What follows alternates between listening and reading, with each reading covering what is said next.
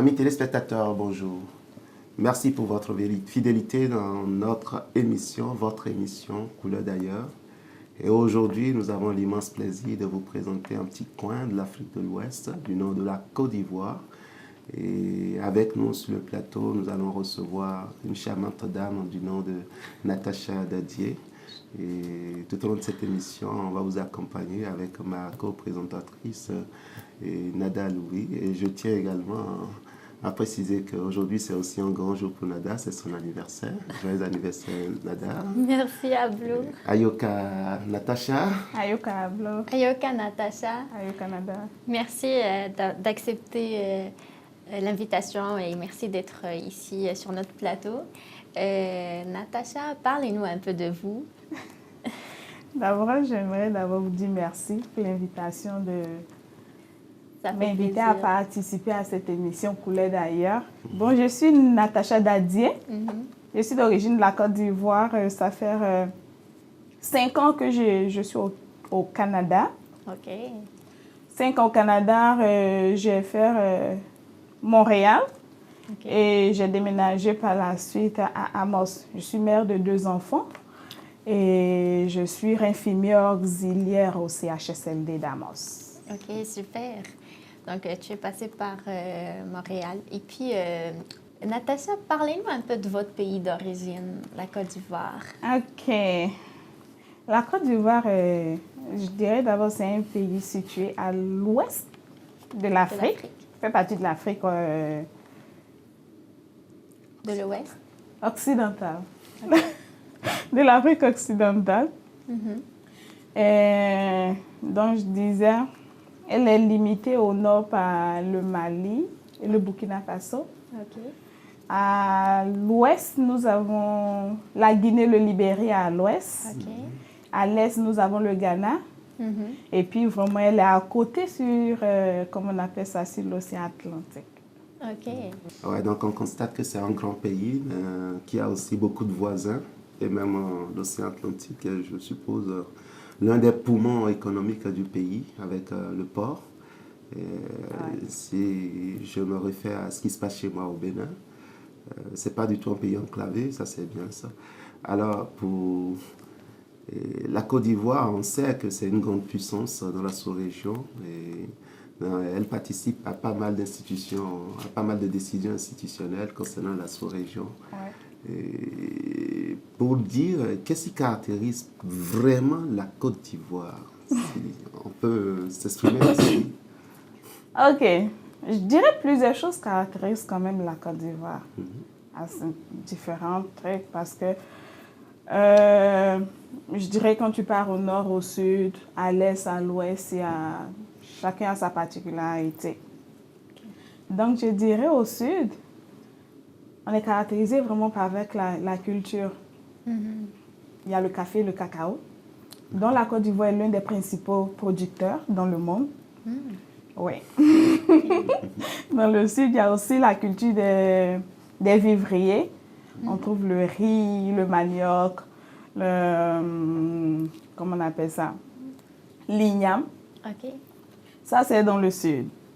Avec d'autres choses, comme la banane, l'ananas. Le centre est caractérisé par des forêts et des parcs. Dans le nord, il y a la culture du mil, du maïs et puis du sorgho, avec un peu d'élevage de bovins. OK. Oui. À l'extrême nord, l'extrême nord, c'est caractérisé en fait par une température vraiment assez sèche. Oui, on connaît une saison d'harmattan là-bas.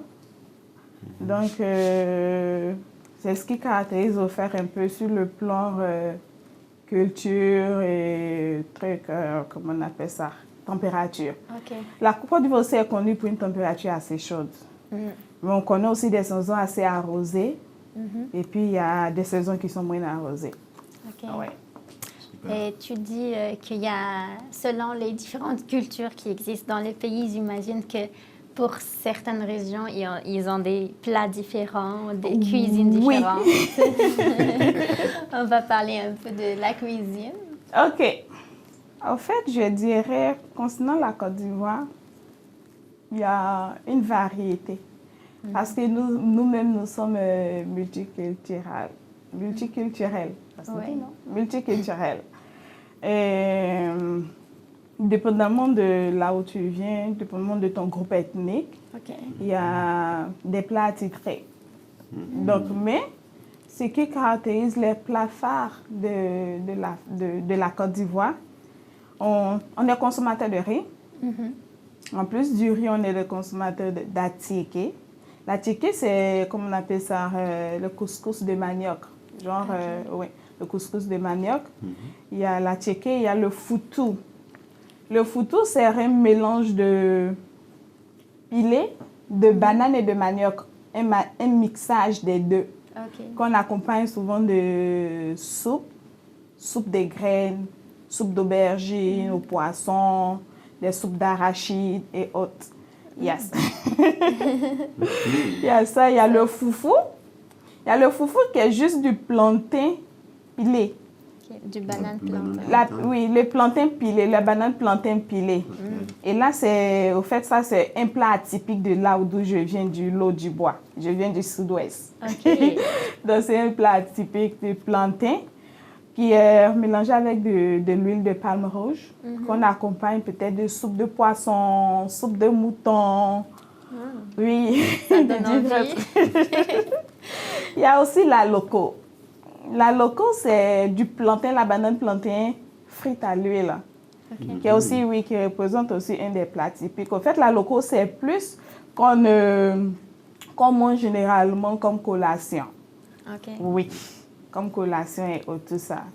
Mais comme je disais, dépendamment, quand tu pars au centre, le centre, ce sont les Baoulés qui sont, eux, c'est plus l'igname qui consomment beaucoup.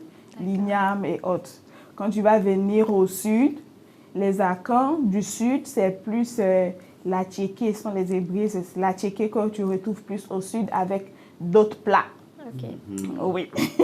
Et au nord, le nord, eux, ce sont plus des consommateurs de, comme on appelle ça, le plat atypique, c'est vraiment le mil, le riz, le sorgho.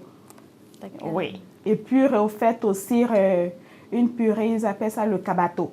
Le kabato, c'est en fait genre une purée de, comment on appelle ça, de maïs, que tu laisses vraiment refroidir, que tu accompagnes généralement de soupe d'arachide et puis de trucs. C'est très riche. Oui.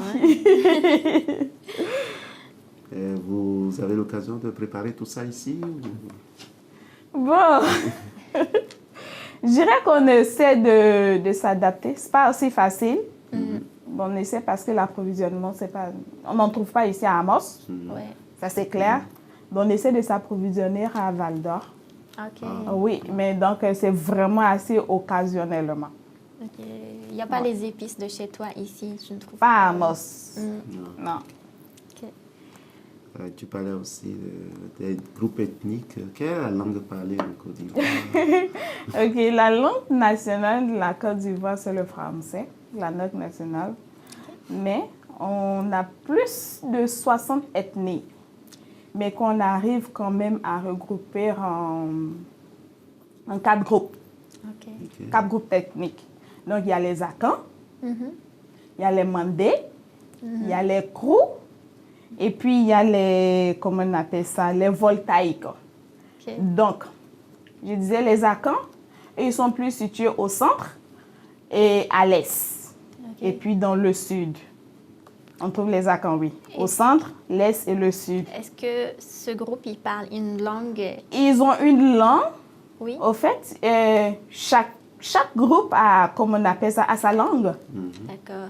Mais tu trouveras qu'il y a certains vocabulaires qu'ils arrivent à se comprendre un tout petit peu et autres. Ils arrivent à se comprendre. Mais ils vont plus se reconnaître dans la culture. C'est plus ça, plutôt sur le plan culturel, qui vont plus traditionnels et autres qui vont se reconnaître. Le groupe Akan. Maintenant, tu prendras dans les Mandés, qui sont situés dans le nord-ouest. Les Mandés, il y a les Malinké, il y a les Gourors et les Dents. Ok. Pratique, c'est pareil. C'est vraiment plus les langues sont différentes, mais c'est vraiment plus dans la tradition et dans la culture qu'on se retrouve. Il y a des traits de ressemblance. Voilà. Donc, c'est pourquoi, au fait, ils ont essayé, basé sur la culture et puis les traditions, ils ont essayé de les regrouper parce qu'il y a pratiquement plus de 60 ethnies en Côte d'Ivoire. D'accord. Ouais. Est-ce que aussi l'habit traditionnel, est-ce que c'est différent ou bien Oui, chaque chaque groupe a son habit. Comme ce que je porte par exemple, moi je suis du groupe. Beau. Oui, ce que je porte par exemple, nous, je viens du sud-ouest, les Krou, je fais partie du groupe Krou. OK. Et ça, c'est un habit de chez moi, c'est un pagne qui est reconnu chez moi, on appelle ça le tapia. OK. Donc, en fait, c'est un pagne vraiment assez purement traditionnel. Que je porte. Donc, quelqu'un du nord, de la Côte d'Ivoire, il peut, quand il te voit avec cet habit, il saura, oui. Il saura au fait d'où je viens, il saura au fait déterminer au fait au terme. C'est intéressant. C'est aussi une identité culturelle et tout. Oui. On a nos pagnes, il y a les pagnes des Akans, il y a les nordistes qui ont leur pagne attribué, qui ont vraiment, oui. C'est vraiment multiculturel, c'est vraiment assez beaucoup de choses à découvrir. Oui. Très joli. Aussi pour les hommes aussi, c'est valable. Oui, variable en fait les hommes et autres, certaines manières de s'habiller et autres. OK. Oui. C'est impressionnant. Et la musique chez vous, parlez-nous un peu des différents types de musique. Bon, la musique, je dirais, concernant la musique, la Côte d'Ivoire, je dirais faire un peu de tout, une variété musicale. Mais, il y a, quand tu parles de Côte d'Ivoire, il y a un genre de musique qui vient avec. On parle du coupé décalé.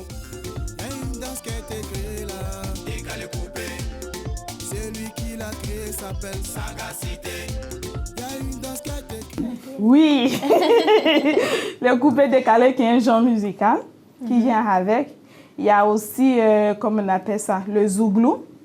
Bon, ça, ce sont vraiment rappeurs, des afrobeats. Mais quand tu parles de coupé décalé, on sait que ça vient de la Côte d'Ivoire. Tu parles du zouglou, c'est vraiment attitré à la Côte d'Ivoire. OK. Oui. Mais à part ça, ils font d'autres types de genres de musique, le rap, le afrobeat. Mais je parle des musiques phares de la Côte d'Ivoire qui sont vraiment atypiques à la Côte d'Ivoire, le coupé décalé et le zouglou. Est-ce qu'on peut considérer ça comme une musique traditionnelle ou c'est traditionnel modernisé? Le coupé décalé, c'est modernisé. Et puis le zouglou, c'est traditionnel modernisé. Au fait, le zouglou part de, comment on appelle ça? Ça part de... Le zouglou parle un peu plus des réalités que vivent les gens. Il décrit un peu, au fait, il critique et autres. Dans leur musique, c'est ce qu'ils font. Au fait, il peut parler d'une situation. Au fait, ce sont des gens qui sont, au fait, qui innovent assez beaucoup. Et c'est parti des villages, c'est parti des groupes de musique qui, genre, quand il y a des célébrations de mariage, des funérailles, il y a des groupes de jeunes hommes qui se mettent avec des instruments assez locaux et qui se mettent à chanter, qui font un peu d'air cappella et autres. Et c'est ce que les gens ont pris et ont un peu développé. Et pour s'enjailler, comme on dit. Comme on dit. S'enjailler. Oui. Et quelle est la monnaie utilisée en Côte d'Ivoire? En Côte d'Ivoire, on utilise le franc CFA. OK. Le franc CFA qui est... $1 canadien, ça fait combien à peu près? Je dirais environ 411, 410 dollars canadiens. Non, $1 canadien, oui, ça fait 411, 410 francs CFA. Ouais. Ouais. OK. Donc, c'est la même chose. C'est le même en France, CFA utilisé dans la sous-région. Oui. De toute façon, ouais. C'est atypique aux pays, pas les pays de l'Afrique de l'Ouest, je crois. Oui, parce qu'il y a le CFA de l'Afrique de l'Ouest, il y a aussi le CFA de l'Afrique centrale. Oui, le CFA de l'Afrique de l'Ouest. Tout à fait. Merci beaucoup, Natacha, pour ce long voyage dans cette partie de l'Afrique de l'Ouest, la Côte d'Ivoire. Merci de nous avoir partagé des choses qu'on ne connaissait pas. Et nous espérons que ce soit le cas aussi pour les téléspectateurs temps, on va faire un long voyage. On va partir de la Côte d'Ivoire au Canada. Depuis quand êtes-vous là? Vous l'aviez déjà dit que ça fait 5 ans que vous êtes là et tout. Ouais. Et Amos, ça fait 2 ans, c'est ça? Oui, 2 ans. Et qu'est-ce qui vous a amené à Amos? Montréal, Amos ou... Montréal, Amos. Oui, ça, c'est une bonne question. Je dirais d'abord, tout est parti d'une curiosité. Oui, une curiosité parce que j'étais en formation, suivre mon cours de formation d'infirmier auxiliaire. Et à chaque fin de session, on organise des journées carrières. OK. Et là, je pars participer à la journée carrière, puis j'entends l'Abitibi. C'est grand, l'Abitibi, c'est beau vivre, l'Abitibi. Je dis, OK, ça attire mon attention. Et les étudiants autour de moi qui s'y connaissent un peu, ben c'est loin, qu'est-ce qu'on y va faire, qu'est-ce que j'écoute. Il y a mon professeur qui dit qu'elle vient de l'Abitibi, il y a des trucs, ça me dit que c'est reculé, c'est dit, OK, moi je vais aller voir. Donc voilà comment je décide de venir découvrir. Et puis, je prends rendez-vous pour une journée exploratoire organisée par le MRA. Donc, je fais 2 jours. Et puis, j'arrive à Amos. Je suis arrivée en période d'avril. Donc, on me fait visiter les points clés d'Amos, je vois que c'est une belle petite ville, assez calme. Mais je dirais ce qui m'a vraiment attirée à Amos, c'est la rivière Arikana. C'est tellement... Je sais pas pourquoi, mais je suis tombée en amour avec quelqu'un. Je dis, OK, je déménage à Amos. Voilà. Oui. On est d'accord que Amos est vraiment une petite ville et très belle. Et quand on y vient, on se rend compte de toute sa beauté, tout ce qu'il a à offrir. Et donc, vous avez eu droit au service du MRA. Vous avez eu droit à d'autres services aussi? Oui, à la maison de la famille qui offre des services, qui aide au fait un peu avec un peu de tout. OK. Il y a, comment on appelle ça, la maison du tourisme, la recherche de logements et autres qui peuvent t'envoyer des adresses quand tu es en recherche de logement. Et qu'aimez-vous le plus ici en Abitibi? OK, je dirais Amos, c'est une belle petite ville, assez calme, ce que j'aime. Parce que de là où moi je viens, il y a l'ambiance. Assez d'ambiance. Même les quartiers, dits quartiers résidentiels assez calmes, tu y trouves l'ambiance. Donc, comparé à ça, Amos est très calme. Assez calme, je dirais. Vous vous sentez un peu nostalgique ou beaucoup. Juste... Beaucoup. Assez calme. Donc, j'aime Amos, j'aime le calme d'Amos, aussi l'eau d'Amos qui a un bon goût, assez particulier. La fameuse eau. Oui, donc il y a l'eau d'Amos, il y a la rivière, comme je vous ai dit, c'est la rivière Ricana qui m'a attirée à Amos. Donc, il y a ça aussi, l'ouverture d'esprit des gens. Le peuple amassois qui sont quand même assez ouverts d'esprit, qui sont là à aider, ils cherchent à découvrir qui nous sommes, ils cherchent à nous aider dans notre intégration. À ce propos, donc vous vous sentez vraiment bien intégré? Je dirais qu'on ne finit pas de s'intégrer. On ne finit pas de s'intégrer. Je suis encore dans mon processus d'intégration parce que je me dis, à chaque fois que tu rencontres une nouvelle personne, à chaque fois que tu connais quelqu'un qui va te parler de lui, qui va te parler des cultures amassoises, tu apprends davantage. Donc, je continue de m'intégrer, je continue d'apprendre. Tout à l'heure, Ablo a parlé des souvenirs, de la nostalgie et tout. Qu'est-ce qui vous manque le plus par rapport à votre pays d'origine? Je le disais L'ambiance. tantôt, l'ambiance. Parce que l'Ivoirien, quand on parle de Côte d'Ivoire, on parle d'Ivoirien, c'est l'ambiance. C'est On aime joli. la joie, on est chaleureux, Oui. on aime côtoyer les gens, on se visite. OK. Oui, on se visite, on peut aller chez le voisin manger, on forme une famille, une grande famille. OK. Et ça me manque. C'est beau, ça, Oui. Et ça me manque beaucoup. Et le québécois, vous le comprenez? Et je dirais que... je dirais des expressions québécoises. J'avoue que ça n'a pas été facile au départ. Mais au fil du temps, avec les années, au fait, oui. Je peux maintenant tenir une conversation avec un Québécois. Quand tu parles, c'est vrai que je ne connais pas toutes les expressions québécoises, mais je connais un bon homme. Et je sais au moins de quoi il parle. Et puis, Oui. oui, j'en connais. C'est un peu comme la Côte d'Ivoire aussi, avec des onomatopées. Oui. Onomatopée, il y a aussi, au fait, on a notre argot. En Côte d'Ivoire, il y a un argot qu'on appelle le nouchi, qui aussi d'où tire aussi les onomatopées. Le nouchi, au fait, c'est un mélange de français OK. et puis de plusieurs langues, des différentes ethnies qui permettent aux gens, au fait, de pouvoir communiquer. Ça a d'abord commencé dans la rue, mais au jour d'aujourd'hui, il y a certains mots aujourd'hui même que tu retrouves dans le dictionnaire Larousse. Que tu retrouves dans le dictionnaire Larousse. Donc,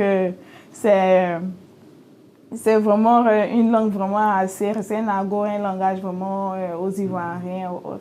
Et puis, propre, comme les onomatopées qui, au fait, les onomatopées permettent de fait, quand tu es ici, tu es à l'étranger, on se reconnaît par nos onomatopées plus par l'accent. Ah oui. Oui, quand je suis ivoirienne, je rencontre un Ivoirien. Quand tu me parles, je sais que ça, c'est un Ivoirien qui parle. D'accord. Parce que c'est je ne veux pas ça, hein. Hablo pas faire ça, je n'aime pas ça. Oh. D'accord. Ah oui.